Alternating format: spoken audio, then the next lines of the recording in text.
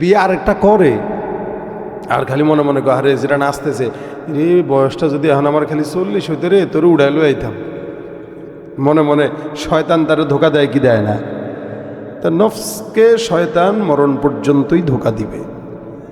আল্লাহর বান্দারা, আমি বললাম আপনি যে 50 বছর পর্যন্ত হায়াত বাঁচবেন এটার গ্যারান্টি কি ভাই? আপনি 50 বছর পর্যন্ত যা মন চায় আপনি করবেন, তারপরে আল্লাহর কাছে মাফ চাবেন, আল্লাহ আপনারা মাফ করবে। আল্লাহ পাকের কি ঠেকা পড়ছে? আপনারা 50 বছর পর্যন্ত সুযোগ দিয়ে ফেলবে আর বাঁচবেন, এটার গ্যারান্টি আছে?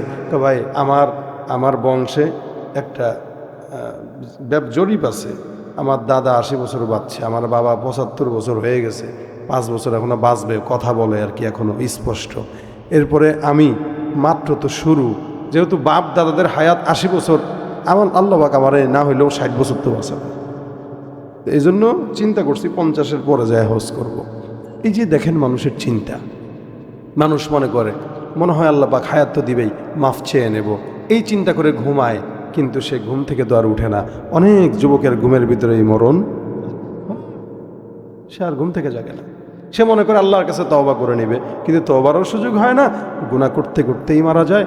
ওই মোবাইলের ভিতরে হেডফোন কানে দিয়া নেকেট দেখতেছে, মুভি দেখতেছে, গান শুনতেছে, ওভাবেই চলতেছে, তার মৌত হয়ে গেছে।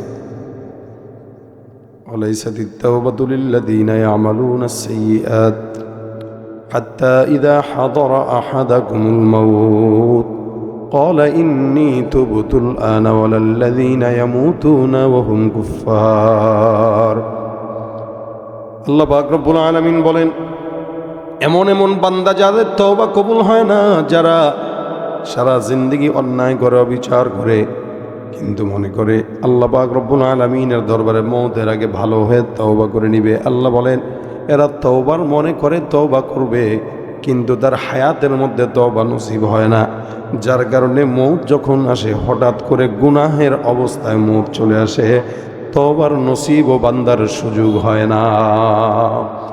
এই জন্য আল্লাহ পাক রব্বুল আলামিন বলেন অতুবু ইলাল্লাহি জামিআন আইয়ুহাল মুমিনুনা লাআল্লাকুম তুফলিহুন। আল্লাহ পাক রব্বুল আলামিন বলেন তোমরা সকলে মিলে আল্লাহর দরবারে তওবা করো, তাহলে হতে পারে আল্লাহ পাক রব্বুল আলামিন দুনিয়া আর আখিরাত তোমাদের জন্য সফলতার দ্বার আল্লাহ খুলে দিবেন। সুবহানাল্লাহ। এখানে যতগুলো মানুষ বসা, প্রত্যেকটা মানুষ গুনাহগার।